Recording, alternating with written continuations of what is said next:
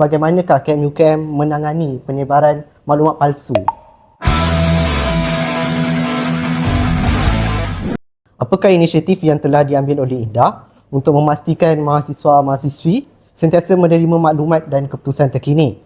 Selain itu, bagaimanakah KMUKM menangani penyebaran maklumat palsu? Okay, terima kasih.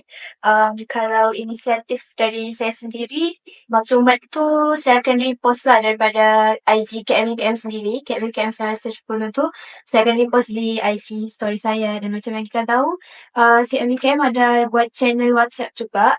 Jadi, setiap apa-apa maklumat yang dihantar dalam channel tu, saya akan repost juga ke dalam status.